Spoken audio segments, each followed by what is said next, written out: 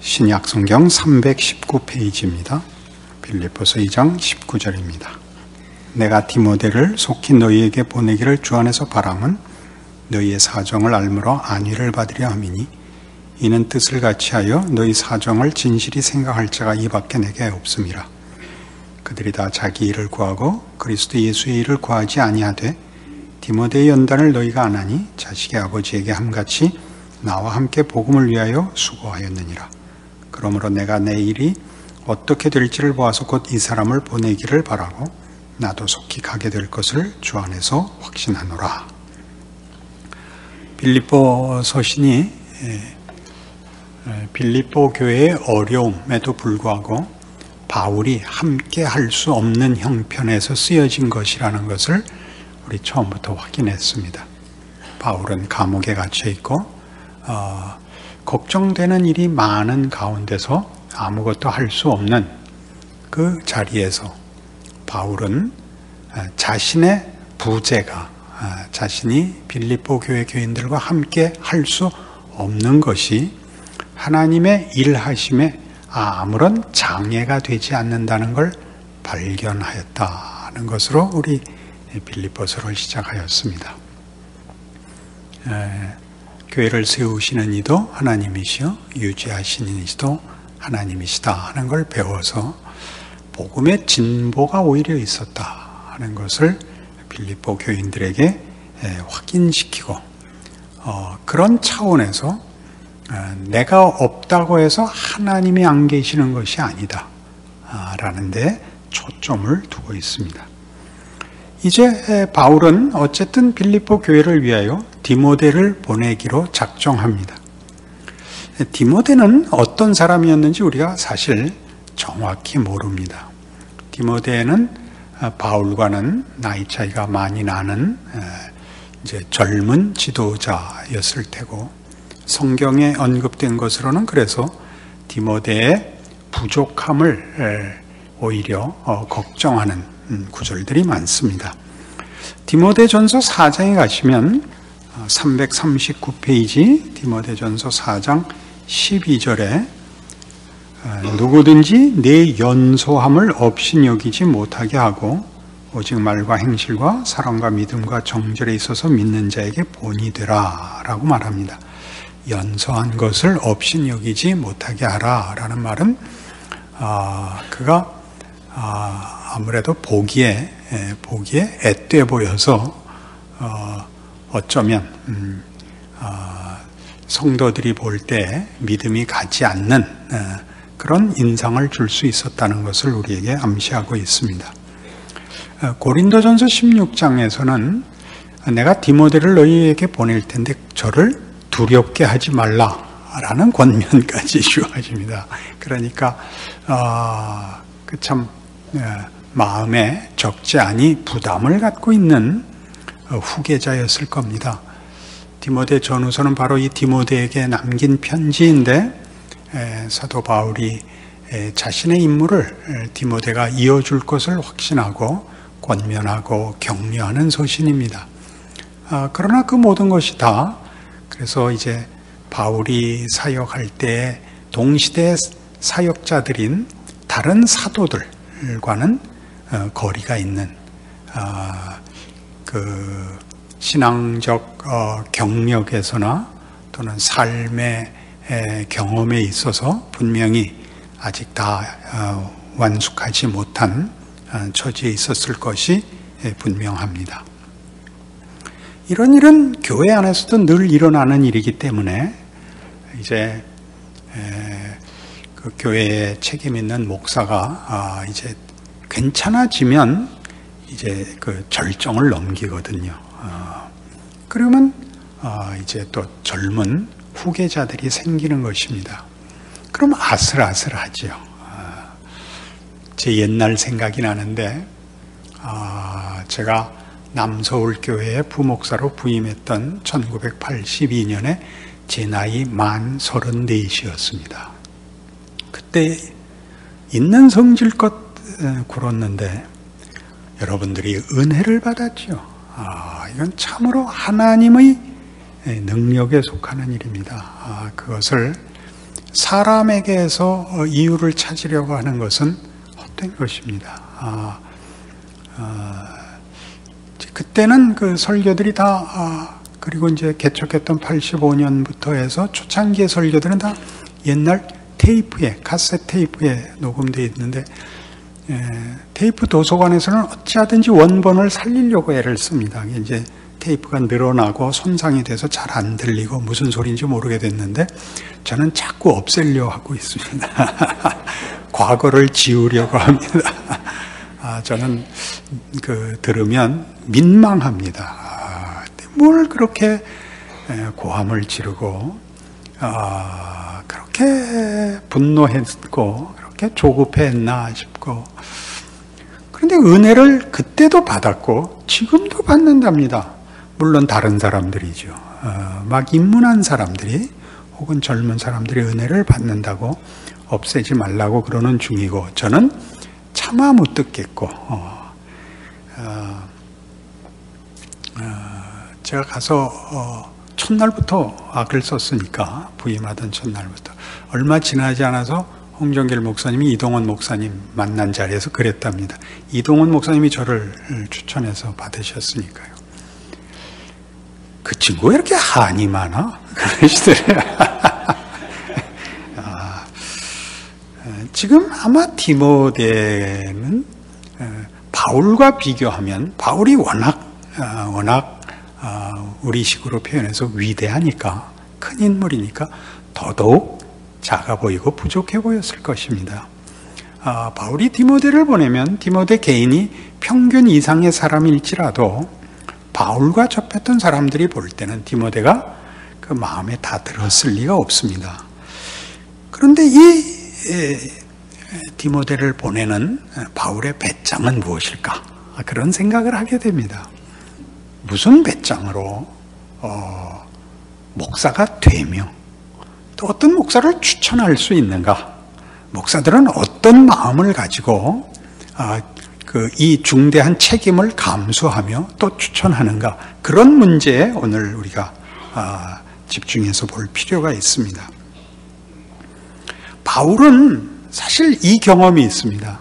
바울은 누구 제자입니까? 예수님의 제자는 좀 애매합니다. 그는 12제자에 속해 있지 않았습니다. 그는 반대파였습니다. 그렇지 않습니까? 예수 믿는 사람들을 잡아 죽이던 사람이었습니다. 제가 볼 때 바울은 스승이 없죠. 그러나 굳이 스승을 들자면 스데반입니다. 스데반을 죽인 것이 그의 평생의 발목을 잡았을 겁니다. 자기의 한계를 확인하는 중요한 사건이었을 것입니다.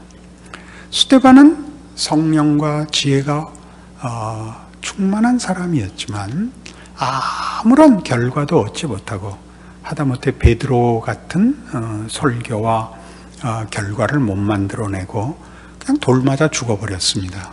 그러나 거기서 사도 바울이 크죠. 사도 바울은 평생 그 생각을 했을 것입니다. 나는 스데반을 죽인 사람이다. 스데반이 가졌던 성령이 충만하고 모든 사람에게 칭찬을 받는 그 사람을 내가 죽인 사람이다. 하나님이 왜 나를 이런 식으로 스데반의 뒤를 잇게 하셨을까? 생각했을 것입니다. 디모데전서 1장에 바로 이 문제를 우리가 염두에 놓고 이 성경을 읽으면 조금 답이 나옵니다. 337페이지 디모데전서 1장 12절입니다. 나를 능하게 하신 그리스도 예수 우리 주께 내가 감사함은 나를 충성되이 여겨 내게 직분을 맡기심이니 내가 전에는 비방자요 박해자요 폭행자였으나 도리어 긍휼을 입은 것은 내가 믿지 아니할 때 알지 못하고 행하였음이라. 우리 주의 은혜가 그리스도 예수 안에 있는 믿음과 사랑과 함께 넘치도록 풍성하였도다. 믿보다 모든 사람이 받을 만한 이 말이요 그리스도 예수께서 죄인을 구원하시려고 세상에 임하셨다 하였도다. 죄인 중에 내가 괴수니라. 그러나 내가 긍휼을 입은 까닭은 예수 그리스도께서 내게 먼저 일체 오래 참으심을 보이사 후에 주를 믿어 영생 얻는 자들에게 본이 되게 하려 하심이라 라고 얘기합니다. 그러니까 사도 바울은 자신을 전혀 위대하게 또는 능력 있는 자로 여기지 않았습니다. 그는 자신이 은혜로 부름을 받은 줄 알았고 그 은혜를 증거하러 다니는 자 이상으로 자신을 과대평가하지 않고 있습니다. 중요한 것이죠. 그러니까 사도 바울을 하나님이 교회 일꾼으로 세우기 위하여 그에게 훈련시킨 건 뭐냐면 하나의 반전입니다. 반전. 스데반이 아니고 바울이 부름을 받는 거죠. 그 준비된 스데반은 죽이고 박해하던 바울은 교회의 책임자가 되게 하시는 이 하나님의 일하심의 이 반전의 의미를 알게 된 겁니다. 그건 전적인 은혜다. 하나님이 하시는 거다. 하나님이 우리의 도움을 필요로 하는 것이 아니다. 우리가 가져야 할 것은 능력이 아니다. 우리가 가져야 할 것은 충성이다. 이걸 확인하는 것입니다. 그래서 그가 디모데를 보낼 수 있습니다. 이해하시겠습니까? 바울이 자신을 어떻게 이해했느냐에 따라서 디모데를 우리가 이해할 수 있습니다. 디모데는 능력이 있지도 혹은 준비되어 있지 않을 수도 있습니다. 그러나 그를 보내는 것은 하나님께서 일하시는 그 방법과 핵심을 이해했기 때문입니다. 우리는 빌립보서 내내 지금 보는 것이 사도 바울이 감옥에 갇혀 말하자면 그의 모든 행동을 제한받고 꼼짝할 수 없는 상황에서 하나님이 어떻게 그가 세우신 교회를 그가 세우시고 그리고 그가 어떻게 유지하시는가를 보고 있는 입장에 세워 하나님의 하나님 되심을 보게 하는 이 중요한 배경입니다. 여기에서만 우리는 사도 바울이 디모데를 보내는 심정, 안타까움도 물론 과장도 아닌 그 담담함 속에 있는 예수 믿는 자의 배짱을 보는 것입니다. 다른 말로 믿음이지요. 하나님이 일하신다 이겁니다. 고린도전서 2장에 가시면 이 문제에 대하여 아주 중요한 사도 바울의 경험이 있습니다. 263페이지 고린도전서 2장입니다. 형제들아, 내가 너희에게 나아가 하나님의 증거를 전할 때 말과 지혜의 아름다운 것으로 아니하였나니 내가 너희 중에서 예수 그리스도와 그가 십자가에 못 박히신 것 외에는 아무것도 알지 아니하기로 작정하였습니다. 내가 너희 가운데 거할 때 약하고 두려워하고 심히 떨었노라. 내 말과 내 전도함이 설득력 있는 지혜의 말로 하지 아니하고 다만 성령의 나타나심과 능력으로 하여 너희 믿음이 사람의 지혜에 있지 아니하고 다만 하나님의 능력에 있게 하려 하였노라.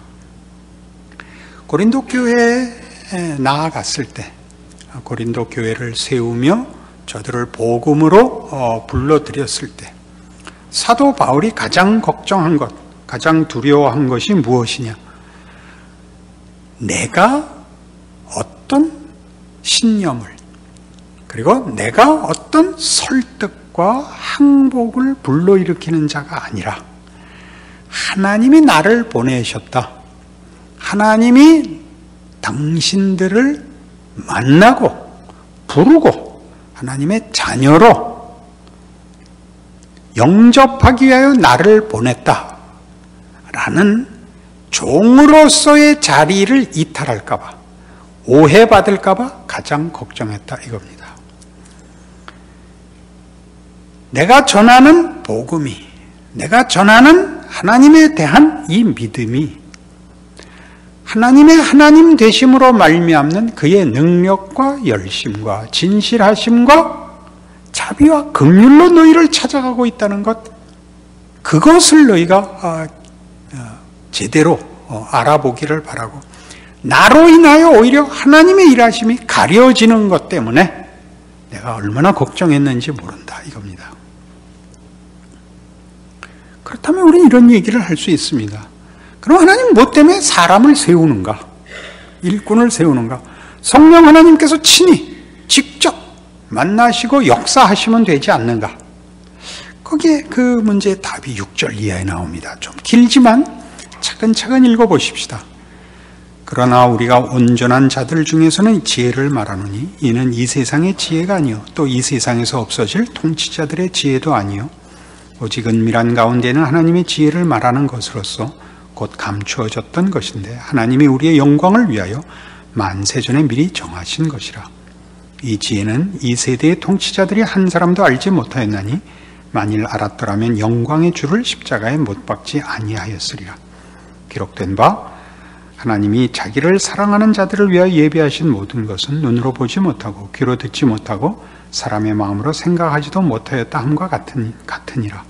오직 하나님이 성령으로 이것을 우리에게 보이셨으니 성령은 모든 것 곧 하나님의 깊은 것까지도 통달하시느니라. 우리가 너희에게 나아가 전하는 이 일은 하나님을 아는 지식에 관한 것이요 하나님의 일하심과 목적에 관한 것이다. 그리고 하나님이 우리 인류를 어떻게 대하시며 우리에 대하여 어떤 뜻과 목표를 갖고 있는지에 관한 것이다. 이것은 하나님이 정하신 것이요 하나님의 일이기 때문에 인간이 이해할 수 없다. 그것은 성령만이 우리를 이해시킬 수 있고 하나님의 뜻을 온전히 전할 수 있다. 이렇게 이제 길게 얘기를 합니다. 13절 가시면 우리가 이것을 말하거니와 사람의 지혜가 가르친 말로 아니하고 오직 성령께서 가르치신 것으로 하니 영적인 일은 영적인 것으로 분별하느니라. 육에 속한 사람은 하나님의 성령의 일들을 받지 아니하나니 이는 그것들이 그에게는 어리석게 보이며 또 그는 그것들을 알 수도 없나니 그러한 일은 영적으로 분별되기 때문이라. 신령한 자는 모든 것을 판단하나 자기는 아무에게도 판단을 받지 아니하느니라. 성령께서 하는 일이다. 사람들은 그냥 일반적인 자기 실력으로는 이해할 수 없는 일이다. 누가 주의 마음을 알아서 주를 가르치겠느냐? 그러나 우리가 그리스도의 마음을 가졌느니라로 맺습니다. 이렇게 시작한 것입니다. 인간이 도움이 되지 않고 오히려 장애 요소가 더 많다면 하나님은 굳이 왜 하나님의 일꾼들을 사람 중에서 택하시는가? 성령 하나님께서 직접 친히 역사하시면 되는 일 아닌가? 그러나 여기 나온 것 같이 이 일에 성령께서 하시는 일이라고 100% 모든 일에 공을 또는 그 가능성을 돌리면서도 사도 바울이 자기가 종된 이유는 16절에 있는 것 같이 우리가 그리스도의 마음을 가졌기 때문이라고 얘기합니다. 그리스도의 마음이란 지금 이 얘기죠. 예수께서 우리를 구원하기 위하여 이 땅에 오사 죽으신 것입니다. 우리 빌립보서 2장 5절 이하에서 11절까지 우리 이 빌립보서의 가장 중요한 가르침으로 생각했었습니다. 그는 하나님의 영광의 본체시나 하나님과 동등됨을 여길 것으로 여기지 아니하시고 자기를 비워 종의 형체를 가져 사람들과 같이 되었고 사람의 모양으로 나타나셨으며 자기를 낮추시고 죽기까지 복종하셨으니 곧 십자가의 죽으심입니다. 섬기러 오셨습니다. 하나님의 설득은 강요가 아니며 억지가 아닙니다. 그렇죠?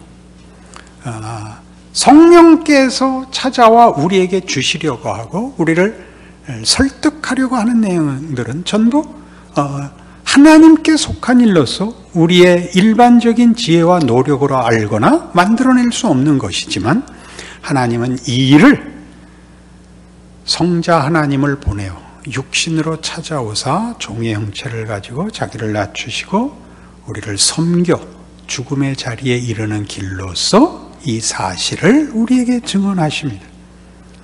우리가 내용을 만들거나 한 영혼을 변화시키는 권능을 가졌기 때문에 이 일을 하는 것이 아니라 하나님께서 이 일을 우리를 구원하러 오시면서 오히려 우리를 섬기신 것으로 이 일을 진행하시는 것 때문에 하나님은 그의 종들을 불러 이 복음을 전하는 자들로 저들이 하나님의 뜻을 전하되 하나님이 친히 그리하신 것처럼 하나님이 우리를 사랑하셔서 우리를 섬기노라 라고 이 일을 맡기십니다.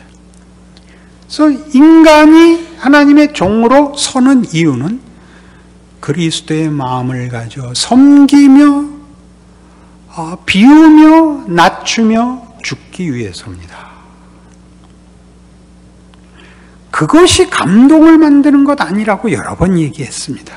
희생과 겸손과 진심이 상대방을 납득하는 것이라면 그것은 윤리고 도덕입니다. 그것이 아니라 이 신비에 속한 것, 생명에 속한 것, 영생에 속한 것은 다 하나님께만 있습니다. 그가 오셔서 인간의 죽은 영혼을 깨워 일으키시지 않는 한 아무도 복음을 이해하거나 믿을 수가 없습니다. 그러나 그 일을 하나님은 먼저 구원 얻어 하나님의 자녀가 된 자들로 하여금 그들이 전하는 것이 얼마나 귀한 것이며 그 귀한 것을 하나님이 어떻게 우리에게 허락하셨는가를 몸으로 증언하도록 부름을 받았다는 것을 증거해야 되는 것입니다.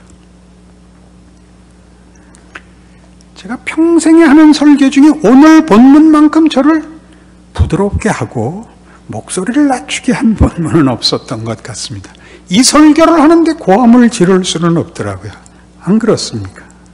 그러니까 여태껏 고함 지른 것은 다 옛날로 돌리시고 다 원본을 지우고 오늘 이게 하나님의 종들을 세워 시키는 가장 중요한 내용인 것입니다. 논리성, 감동 이런 것들이 내용이 아닙니다. 내용은 어떤 의미에서 간단한 것일 수 있습니다.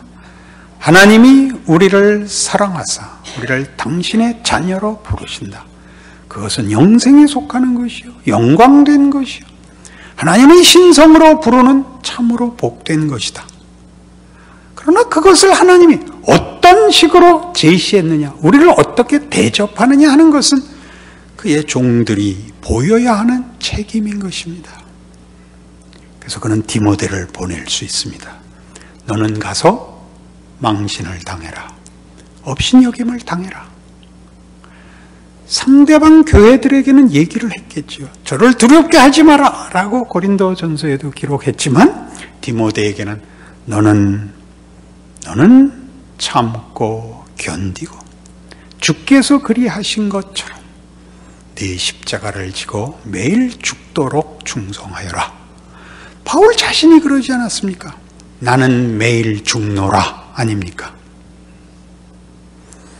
그런 의미에서 우리 모든 성도들은 세상 앞에 나아갈 때 우리가 예수를 믿는다는 것이 무엇인지를 그 내용의 진실성과 그 결과를 만드는 것으로는 우리는 서지 않습니다. 우리는 하나님이 그것을 어떤 식으로 제시했는지만 할 수 있습니다. 우리가 전하는 말이 우리를 어떻게 항복시켰는가를 보여줄 수 있는 것이 우리의 진정한 책임입니다.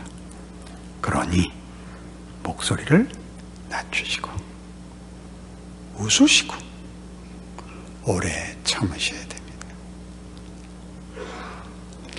그게 일반 사회에서도 말이죠. 그게 최선의 방법이랍니다. 그 유명한 모래시계 박근영 씨가 그의 딸에게 한 충고입니다. 딸이 막 덤볐죠, 아버지에게. 아버지 그럴 수가 있습니까? 누구를 잡아놓고 아버지 왜 이런 식으로 하십니까? 막 덤비니까 아버지가 한 얘기가 있습니다. 얘야, 내 진심을 전달하고 싶거든, 영향력을 미치고 싶거든, 목소리를 낮춰라. 모래시계에서는 고함 지르는 사람이 없어요. 다시 한번 보세요. 한국 영화계는 드라마나 영화나 아직도 고함을 질러요. 고함을 지르는 건 연기력이 없기 때문이래요. 목사가 고함을 지르는 것은 뭘까요? 하나의 변명은 있습니다. 우리는 가끔 우리에게 주어진 그날의 하나님의 찾아오심과 말씀을 감당 못하는 날이 있습니다. 고함을 지를 수밖에 없게 우리를 그 무게가, 그 영광이 너무 커서 비명을 지를 수밖에 없는 날이 있습니다. 물론 저는 그것이 자주 있었습니다.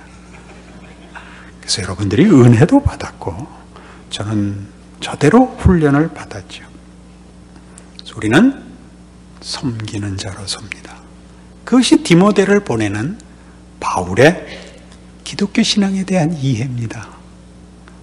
자기가 사도된 일에 대한 이해이며 하나님의 일하심에 대한 이해며 교회에 대한 그의 배짱입니다.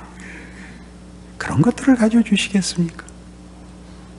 그래서 그런 신자들이 되고 그리하여 세상 앞에 예수를 믿는 것이 얼마나 무시무시한 것인지 씩 웃어서 한번 보여주시겠습니까? 그런 은혜를 받는 오늘의 말씀이기를 바랍니다. 기도하십시다. 하나님 아버지, 우리는 많이 울고 많이 비명 지르고 많이 분노했었습니다. 오늘 본문 말씀쯤 오니까 사도 바울이 감옥 속에서 씩 웃었을 것 같습니다. 디모데는 아마 웃지 못했을 것입니다. 우리는 웃을 수 있을 것 같습니다. 이 믿음 주시옵소서. 우리가 누구인가, 무엇을 가졌는가, 우리의 넉넉함을 그 진정한 힘으로 세상의 도전과 멸시 앞에서 감당하는 저희들 되게 하여 주시옵소서. 예수님 이름으로 기도합니다. 아멘.